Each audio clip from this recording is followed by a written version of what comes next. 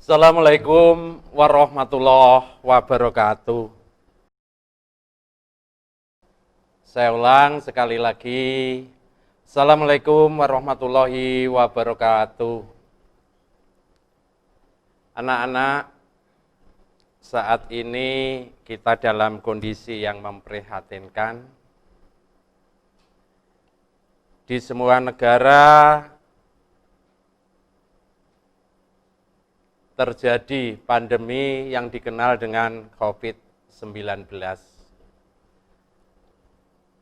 Untuk itu, yang biasanya kita belajar melalui tatap muka di dalam kelas, karena situasi dan kondisi tidak mengizinkan, maka kita belajar melalui daring.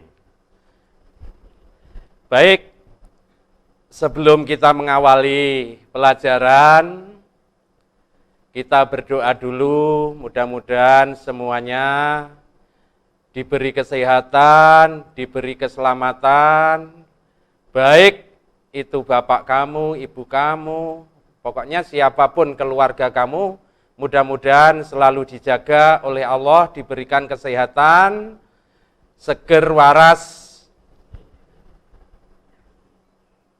lancar legulek beras. Coba ya, mari kita konsentrasi sebentar saja, berdoa mulai.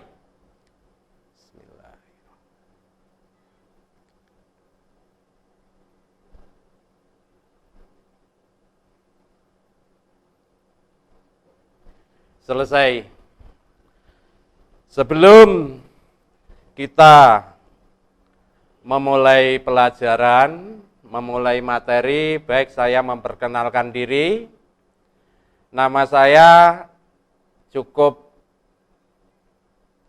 pendek, yaitu Agus Riyadi.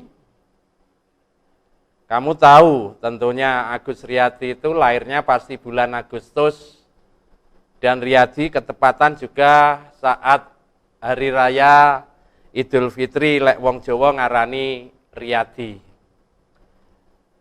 Alamat RT 20, RW 10, dusunnya Oro-Orombo, desanya Pogalan, Kabupaten Trenggalek. Istri satu saja, ndak usah ya ini, nanti kalau kamu silaturahim ke rumah saya, pasti saya kenalkan dengan istri dan anak-anak saya.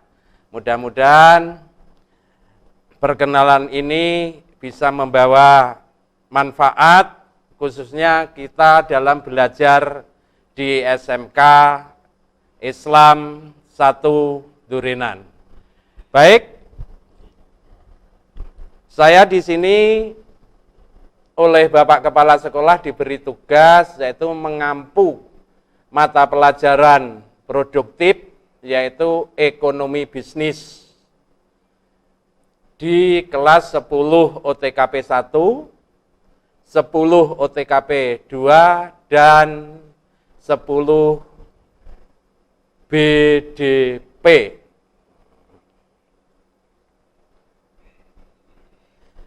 Di sini saya mengampu mata pelajaran ekonomi bisnis, bukan berarti saya yang paling super, bukan saya yang paling pandai, namun kita mencoba untuk belajar bersama-sama. Semoga dalam belajar bersama-sama itu kalian bisa mengerti, memahami apa yang kita pelajari bersama-sama. Baik, kalian tentu saja mengenal, sering terdengar, sering mendengar, wah Pak A ekonominya lancar, Pak B ekonominya lancar, wah Pak Waru, wah lancar ekonominya jaya. Tentu saja itu sering kita dengar. Namun di sini yang kita pelajari adalah masalah ekonomi dan sistem ekonomi. Masalah pokok ekonomi ini ada dua aliran. aliran klasik dan aliran modern. Aliran klasik itu meliputi 3 hal. 1, produksi. Yang kedua, konsumsi. Yang ketiga, distribusi. Saya ulang. 1, produksi. 2, distribusi. Yang ketiga adalah konsumsi. Kalau ketiga hal ini sudah berjalan lancar, tidak ada masalah, maka akan terciptalah masyarakat yang makmur, dalam arti kebutuhan primer, kebutuhan pokok akan terpenuhi. Yang kedua, tadi ada masalah klasik, sekarang ada masalah modern. Menurut aliran modern,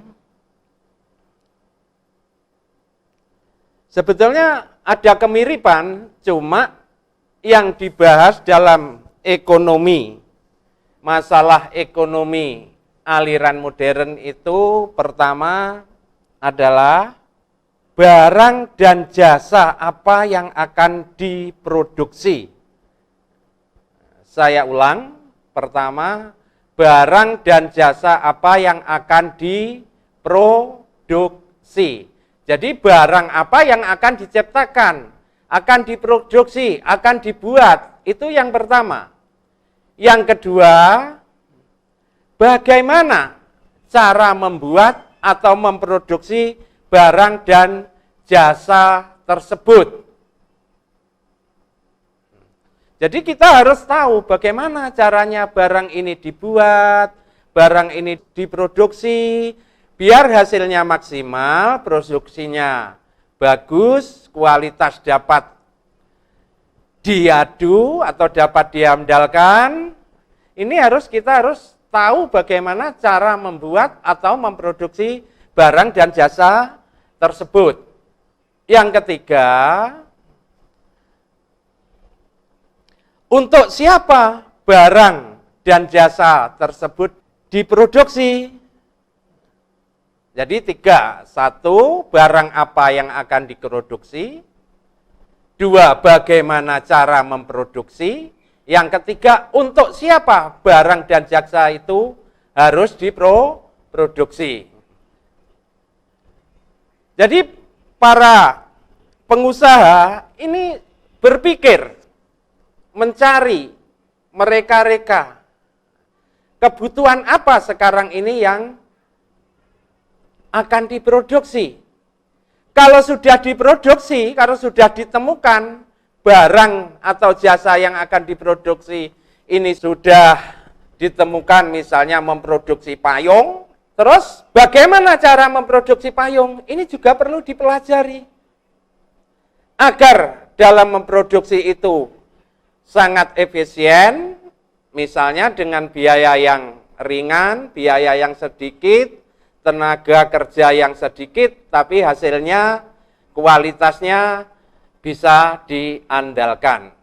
Kemudian, setelah memproduksi payung, payung ini untuk siapa? Siapa yang memakainya? Ini harus dikaji dengan teliti, dengan jeli, biar produksi nanti dapat dipasarkan dengan mudah, dapat dipasarkan dengan lancar. Artinya apa?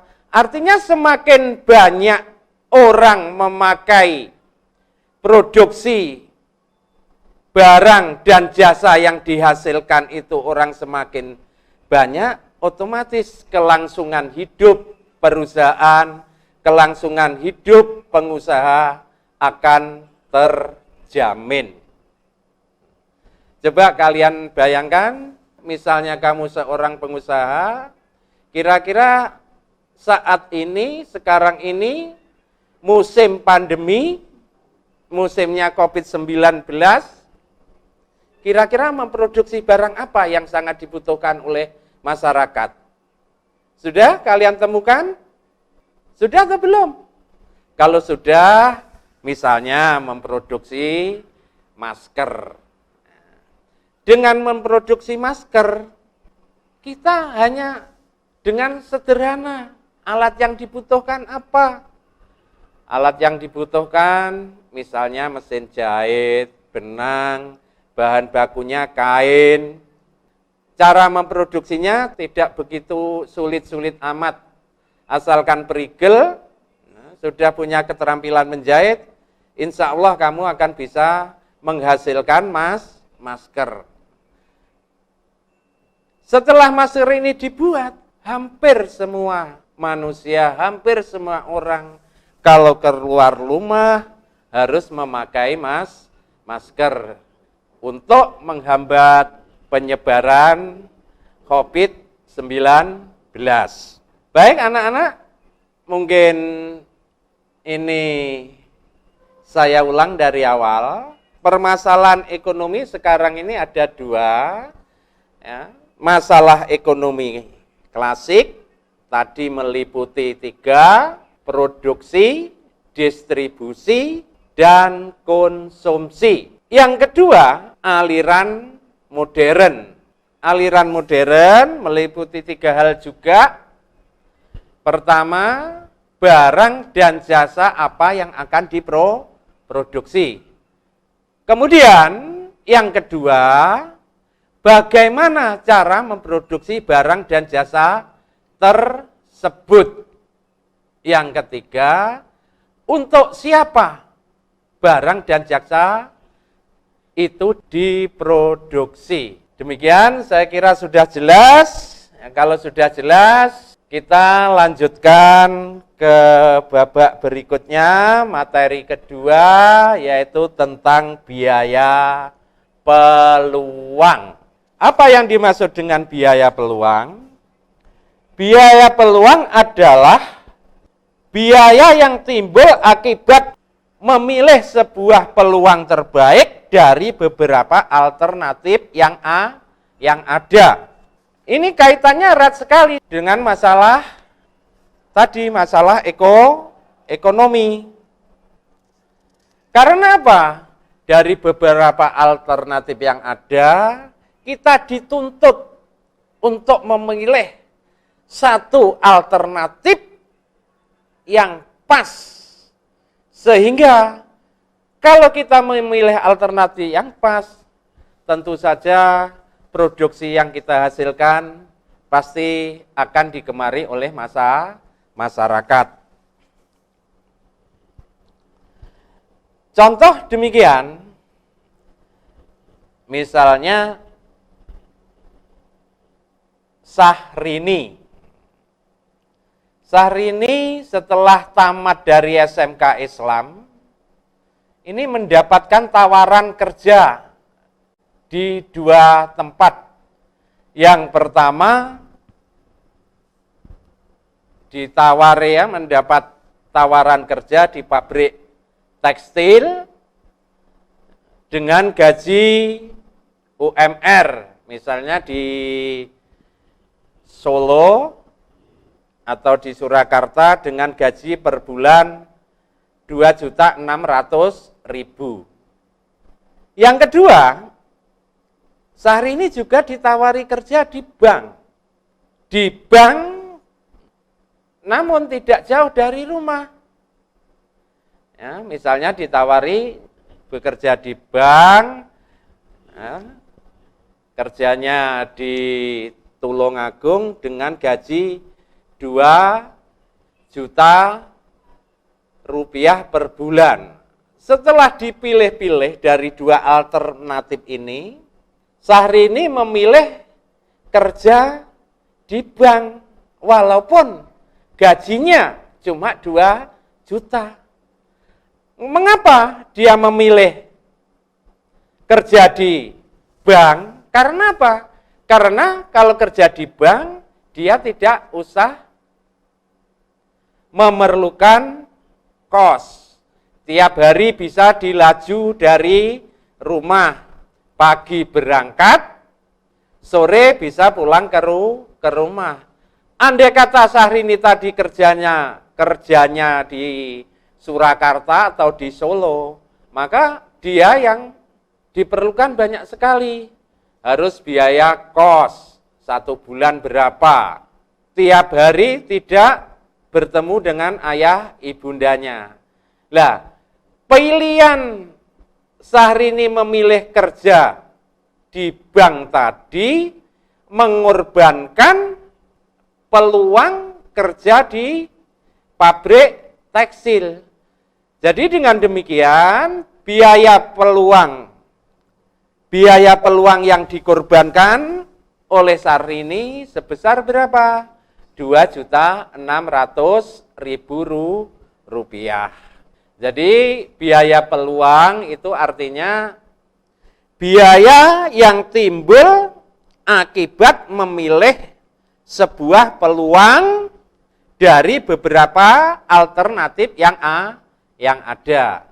Barangkali demikian penjelasan saya tentang biaya peluang.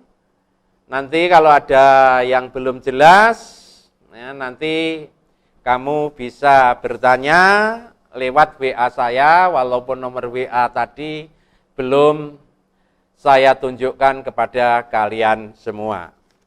Baik anak-anak, kita lanjutkan. Berikutnya, setelah tadi masalah ekonomi, biaya peluang, mari kita belajar bersama-sama tentang sistem ekonomi. Sistem ekonomi yang ada di dunia terdiri atas bermacam-macam. Ada sistem ekonomi tradisional, kemudian ada sistem ekonomi pasar atau disebut juga sistem liberal. Kemudian ada sistem ekonomi komando, disebut juga sistem ekonomi terpusat. Kemudian ada sistem ekonomi campuran, yang terakhir ada sistem ekonomi Pancasila. Jadi sistem ekonomi itu ada 5. 1 sistem ekonomi tradisional, yang kedua sistem ekonomi pasar, disebut juga liberal. Yang ketiga sistem ekonomi komando, disebut juga sistem ekonomi terpusat. Yang keempat sistem ekonomi campuran, sedangkan yang kelima adalah sistem ekonomi Pancasila. Semua sistem ekonomi ini ada kebaikannya dan ada keburukannya. Misalnya, apa toh yang dimaksud dengan sistem ekonomi tradisional?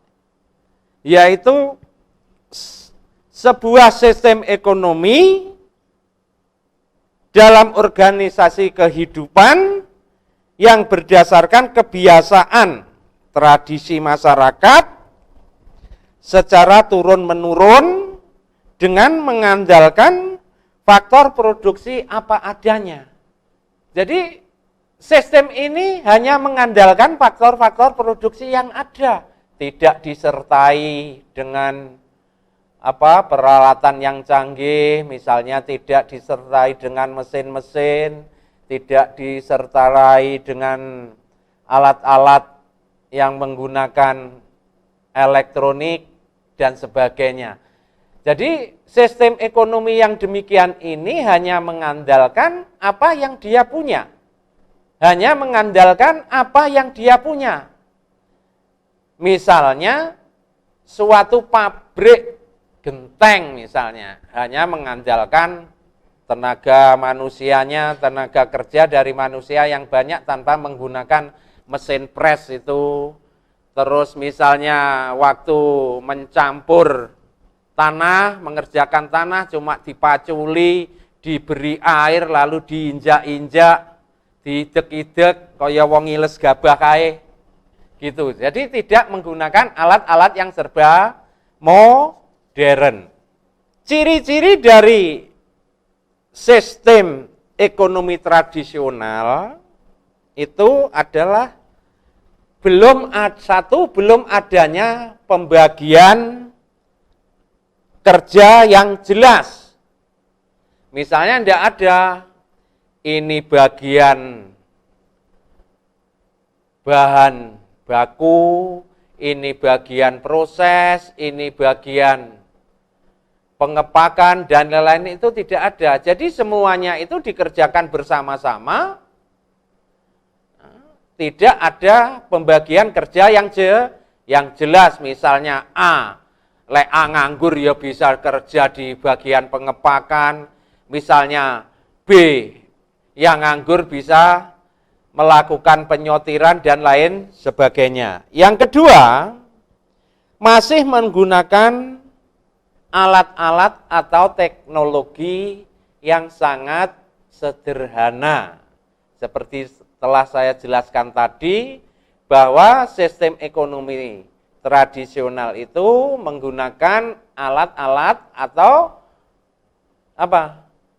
Atau alat-alat apa adanya. Tidak, ya, teknologinya itu masih berupa manual, belum memasuki zaman-zaman yang canggih seperti zaman sekarang ini.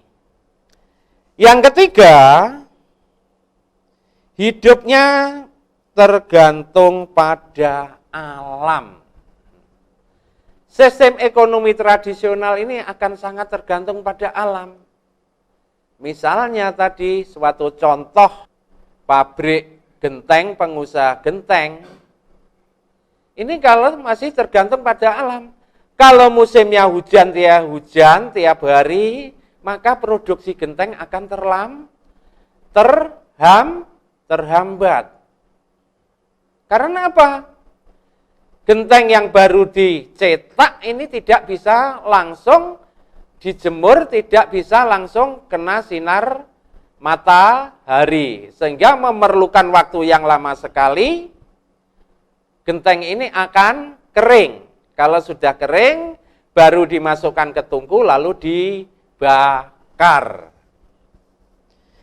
Yang keempat, biasanya sistem ekonomi tradisional ini belum mengenal pasar modern, artinya masih menggunakan barter sebagai sistem pertukaran. Artinya masih pertukaran antara barang dan barang. Namun demikian, kalian mesti yakin, walaupun ini sistem ekonomi tradisional, pasti mempunyai kebaikan. Kebaikan sistem ekonomi tradisional, satu, persaingan usaha yang tidak sehat sangat minim. Artinya apa? Artinya seakan-akan dalam sistem ekonomi tradisional ini tidak ada persaingan, karena dikerjakan dengan alat-alat atau teknologi yang sangat sederhana. Yang kedua, kebaikannya menimbulkan rasa kekeluargaan dan kegotong royongan dalam memenuhi kebutuhan hidupnya. Jadi di sini masih kental adanya sifat kekeluargaan dan gotong royong ini, masih kental amat. Masih dapat kita lihat, masih dapat kita rasakan. Yang ketiga, tidak ada beban berat yang harus dipikul oleh masyarakat. Yang keempat, kebaikan yang keempat, pertukaran secara barter dilandasi rasa kejujuran daripada mencari keuntungan. Jadi untuk kebaikan yang keempat tadi adalah pertukaran ini, pertukaran barter, pertukaran antara produk dan produk ini dilakukan semata-mata tidak mencari keuntungan, dilakukan semata-mata dengan rasa kejujuran. Nah, itu tadi yang saya sampaikan, 4 macam kebaikan dari sistem ekonomi tradisional. Sekarang ada kekurangan, ada kelemahan dari sistem ekonomi secara tradisional. Yang pertama, kelemahannya atau kekurangan sistem ekonomi tradisional, yaitu produktivitas sangat rendah karena tidak menggunakan teknologi yang modern. Produktivitas dari sistem ekonomi tradisional itu sangat rendah sekali karena hanya menggunakan mesin-mesin yang sangat sederhana, bahkan dapat dikatakan tidak menggunakan mesin, hanya menggunakan tenaga dari manusia saja. Yang kedua, masyarakatnya masih dengan pola berpikir yang statis. Jadi itu tadi yang saya sampaikan, kebaikan dan kelemahan sistem ekonomi tradisional. Kebaikannya ada 4, kelemahannya ada 2. Coba kalian amati, mungkin ayah kalian, keluarga kalian punya suatu usaha, suatu produk, suatu katakanlah usaha atau memproduksi apa, itu sudah bisa dikatakan memakai sistem tradisional atau sudah memakai sistem ekonomi yang lain. Barangkali ini yang rumahnya sekitar Gandusari atau Kamulan, ada yang bapaknya ini memproduksi genteng. Ya, kamu bisa melihat, bisa mengalaminya sendiri bahwa produksi di rumahmu itu masih menganut sistem tradisional atau sistem yang lain. Tentu saja jawabnya kamu pasti bisa menjawab setelah saya sampaikan uraian tentang sistem ekonomi tradisional. Sekarang, mari tadi dari sistem ekonomi tradisional, sekarang melanjutkan pembahasan tentang sistem ekonomi pasar atau sistem ekonomi liberal. Sistem ekonomi pasar disebut juga sistem ekonomi liberal. Sistem ekonomi pasar yaitu suatu sistem ekonomi yang menghendaki kebebasan yang seluas-luasnya bagi setiap individu untuk melakukan tindakan ekonomi tanpa campur tangan dari pemerintah. Artinya apa? Artinya dalam sistem ekonomi pasar itu pelaku-pelaku ekonomi itu menghendaki tanpa ada campur tangan dari pemerintah. Jadi dia menghendaki seluas-luasnya, sebebas-bebasnya dia memproduksi suatu produk tanpa ada campur tangan dari pemerintah. Negara-negara yang menganut sistem ekonomi liberal itu antara lain Amerika Serikat. Amerika Serikat itu mana ibu kotanya? Gador, ya bukan kalau Gador. Amerika Serikat itu jauh sana, Pak Agus saja belum pernah ke sana. Mudah-mudahan nanti dapat rezeki yang banyak. Saya tamasa ke Amerika, kamu saya ajak. Dengan catatan rezekinya Pak Agus wakeh banget. Selain Amerika Serikat yang menganut sistem liberal, yaitu Inggris. Masih ingat, Inggris itu ibu kotanya mana? Mana? London toh? Oh iya, London. Saya juga ingin ke sana. Kemudian Perancis, Belgia, ada lagi Irlandia, terus Swiss, Kanada, juga negara kita. Negara kita dulu pernah menganut sistem ekonomi liberal. Yaitu pada tahun 50-an, antara 51 sampai 57 itu negara kita menganut sistem ekonomi liberal. Karena sistem yang dianut itu tidak pas, tidak cocok dengan kultur dan budaya orang Indonesia, sehingga sekarang sistem ekonomi yang ada di negara kita itu adalah sistem ekonomi demokrasi Pancasila. Itu nanti kita jelaskan pada bagian akhir dari pertemuan ini. Baik, sekarang ciri-ciri apa yang dimiliki oleh sistem ekonomi liberal? Pertama, sumber-sumber produksi yang penting, yang vital, ini dikuasai oleh masyarakat tanpa ada campur tangan dari pemerintah, tanpa ada campur tangan dari negara.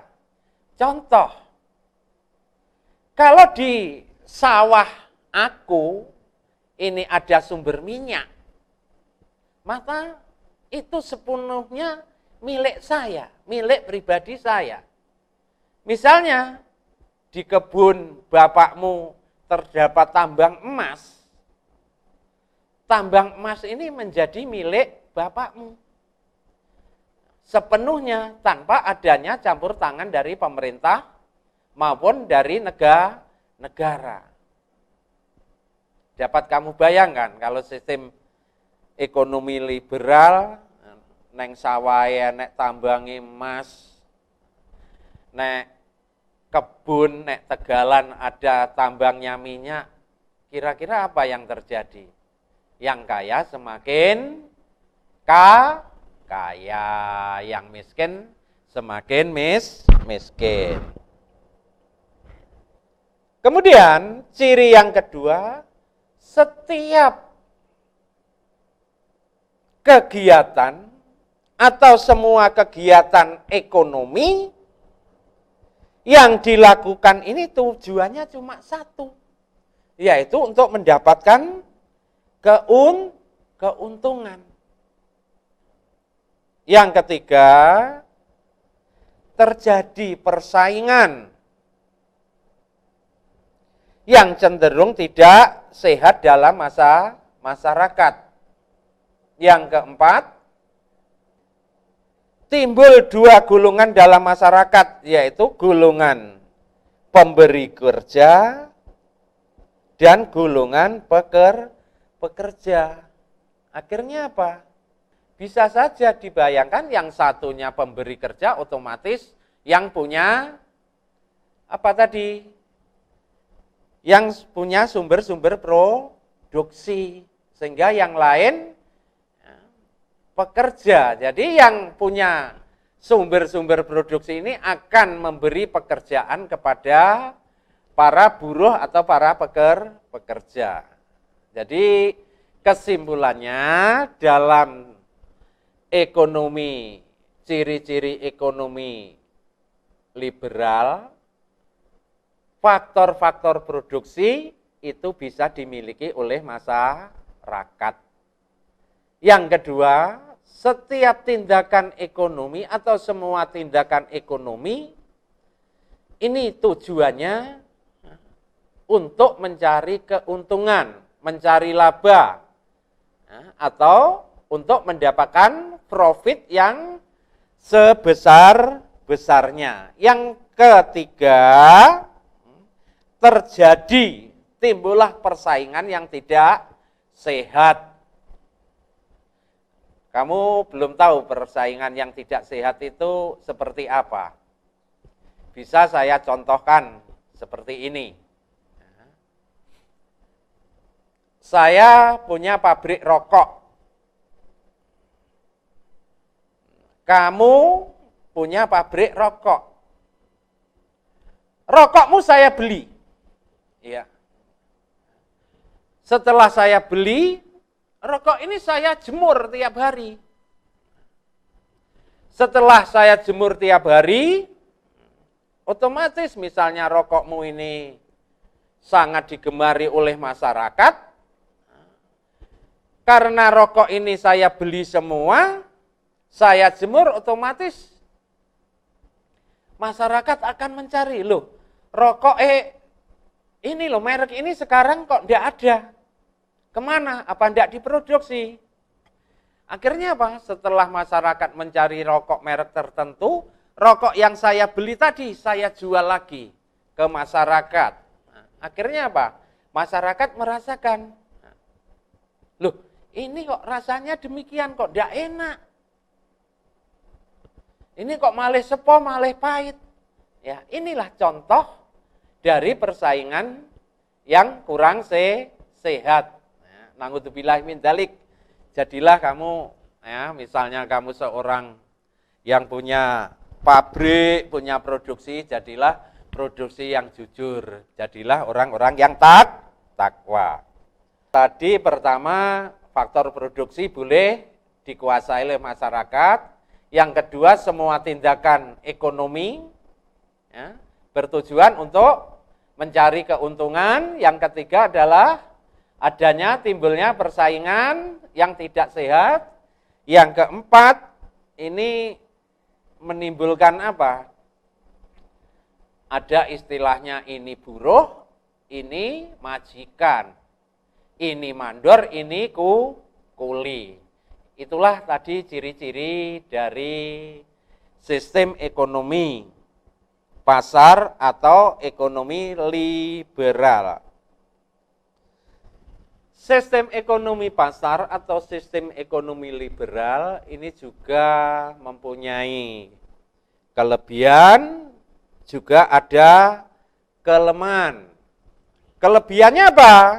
Satu, menumbuhkan inisiatif, kreativitas masyarakat dalam kegiatan ekonomi. Dua, setiap individu memiliki kebebasan untuk memiliki sumber daya produksi. Yang ketiga, munculnya persaingan untuk maju karena kegiatan ekonomi diserahkan kepada masyarakat. Yang keempat, produk-produk yang dihasilkan memiliki standar dan mutu yang tinggi, karena barang dengan standar dan mutu yang rendah kurang laku dijual. Yang keempat, efisiensi dan efektivitas tinggi. Yang kelima, adanya produksi yang berdasarkan pada permintaan pasar maupun kebutuhan masyarakat. Itu tadi kelebihan dari sistem ekonomi pasar atau sistem ekonomi liberal. Kemudian kelemahannya apa? Kelemahannya ada 5. Adanya praktek persaingan tidak sehat, adanya penindasan dari kepada pihak yang lemah, distribusi pendapatan tidak, pemilik sumber daya produksi mengeksploitasi para pekerjanya sehingga yang kaya menjadi semakin kaya, yang miskin menjadi semakin miskin. Yang keempat, sering timbul praktek monopoli yang merugikan masyarakat.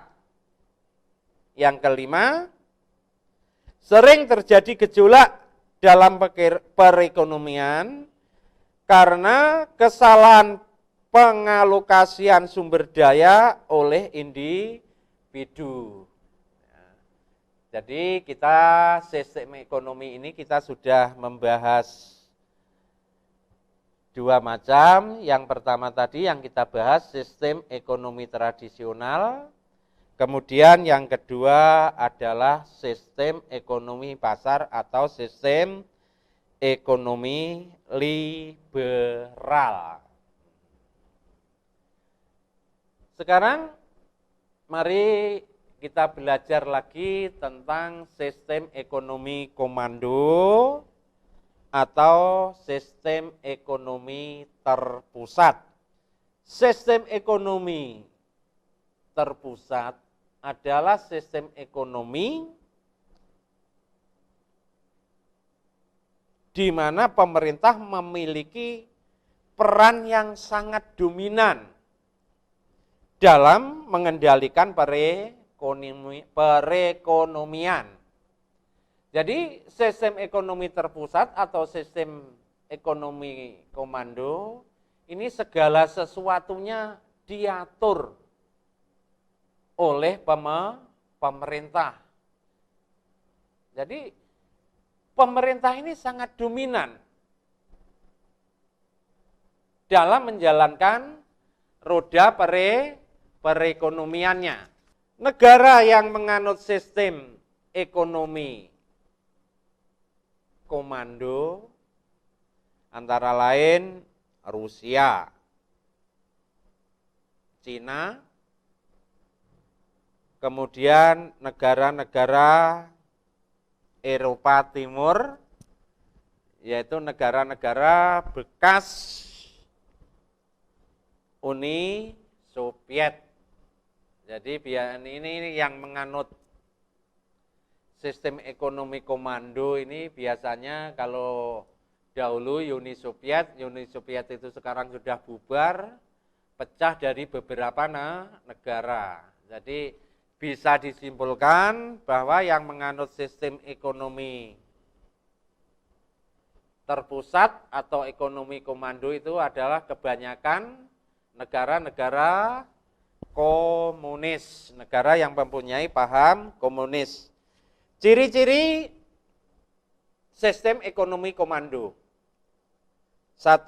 Hak milik perorangan tidak diakui, sehingga kebebasan individu dalam berusaha tidak ada. Jadi milik pribadi, milik individu oleh pemerintah, oleh negara tidak diakui. Sehingga rakyat atau masyarakat tidak punya kebebasan dalam melakukan usaha. Semuanya disetir, semuanya dikendalikan oleh pemerintah.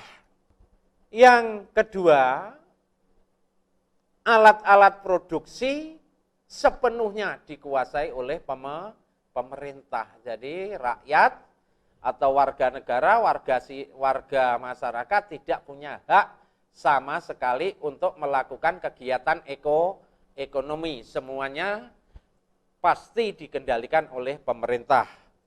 Yang ketiga, kegiatan perekonomian dari produksi, distribusi, dan konsumsi, serta harga ditetapkan oleh pemerintah dengan peraturan dari pemerintah yang bersangkutan.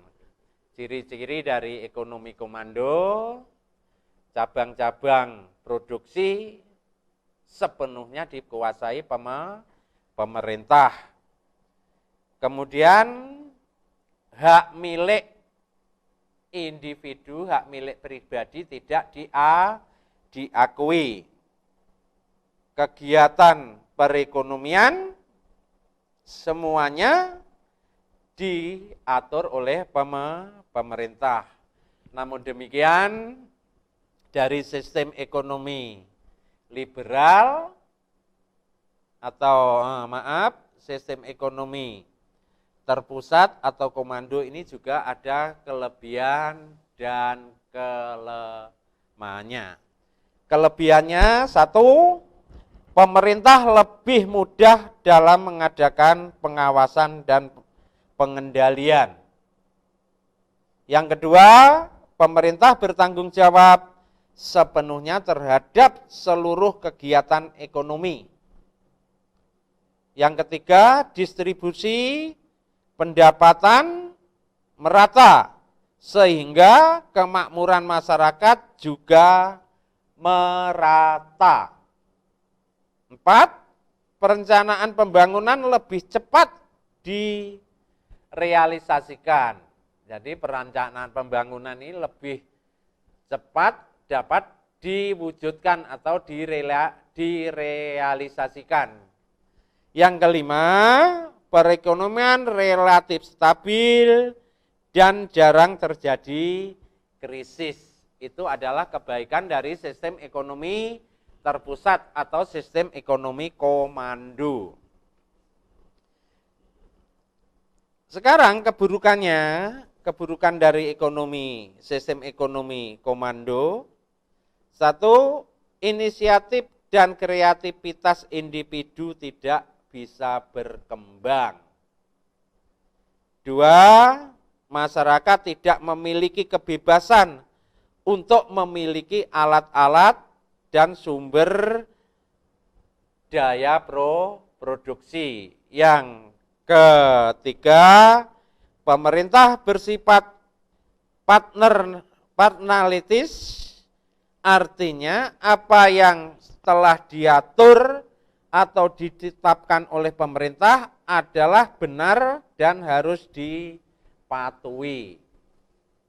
Yang kelemahan yang keempat, adanya pasar gelap yang diakibatkan adanya pembatasan yang terlalu ketat oleh pemerintah. Itu tadi kelemahan dari sistem ekonomi komando. Dari beberapa sistem ekonomi tadi juga ada sistem ekonomi campuran.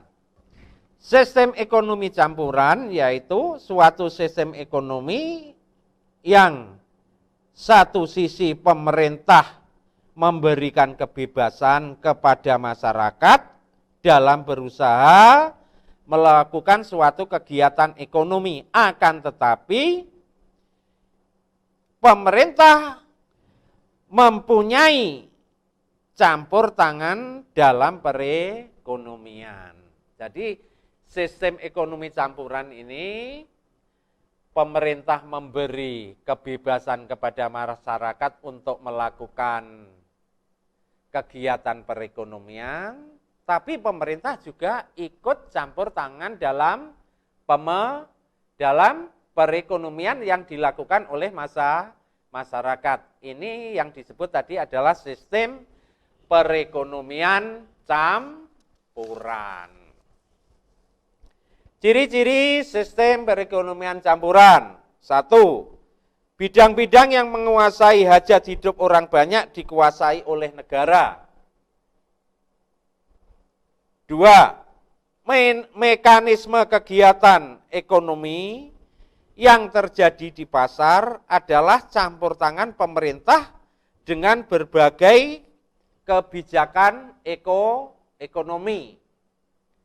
Yang ketiga, hak milik perorangan diakui, tetapi penggunaannya tidak boleh merugikan kepentingan, penggunaannya tidak boleh merugikan kepentingan umum. Artinya hak individu diakui selama tidak mengganggu kepentingan umum. Kelebihan atau kebaikan ekonomi campuran.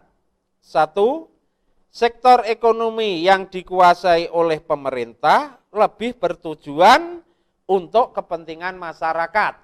Dua, tidak adanya atau hak individu atau swasta diakui dengan jelas.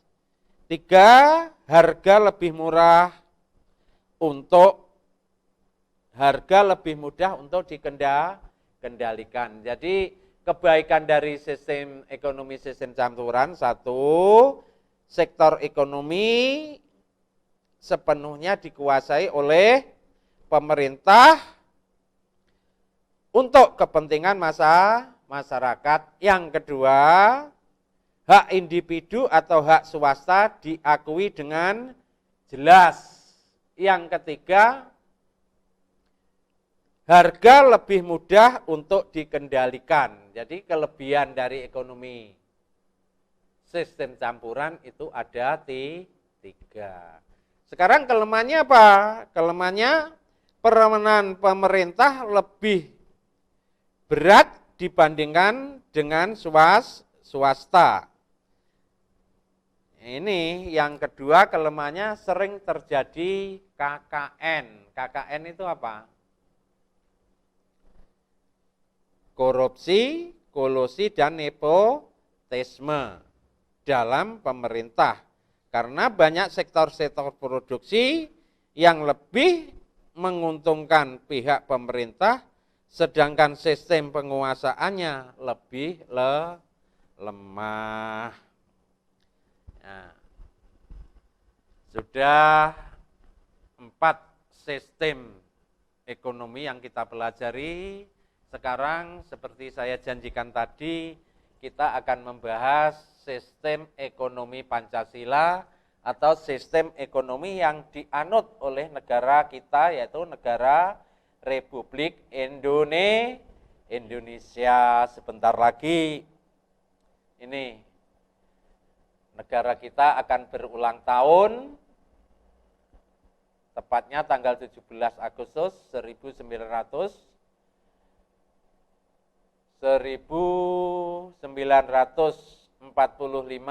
itu lahirnya. Nanti sebentar lagi, ini sudah tanggal 3, tanggal 17 nanti akan terjadi ulang tahun negara Republik Indonesia yang ke-70 berapa? Ke-75. Baik anak-anak, untuk sistem ekonomi Pancasila, tentunya kamu sudah mendapatkan pelajaran ini waktu kamu di SMP, yaitu dengan adanya yang tercantum dalam Undang-Undang Dasar 1945 sebagai sistem ekonomi yang ada di negara kita. Sistem ekonomi yang Pancasila itu pedomannya apa? Pedomannya adalah pada Pancasila dan Undang-Undang Dasar 1945 ini sebagai landasan konstitusinya, sehingga disebut dengan sistem ekonomi Pancasila. Ini tugas untuk kamu mempelajari sistem ekonomi Pancasila. Insya Allah kamu akan dengan mudah mempelajari ini, karena sistem ekonomi Pancasila ini telah kamu pelajari pada sekolah sebelumnya, baik itu di SMP maupun di MTS. Baik, saya kira pertemuan hari ini kita akhiri sekian. Insya Allah nanti kita jumpa lagi di lain kesempatan. Mari kita doa bersama-sama, mudah-mudahan pandemi corona ini segera berlalu, segera pulang ke negaranya sana, sehingga kita nanti dengan segera, dengan cepat bisa belajar tatap muka di dalam kelas. Saya akhiri sekian. Wabillahi taufik wal hidayah, waridha wal inayah. Wassalamualaikum warahmatullahi wabarakatuh. Mepe gabah nang Kendharreja, kula ingkang salah, kula nyuwun ngapura.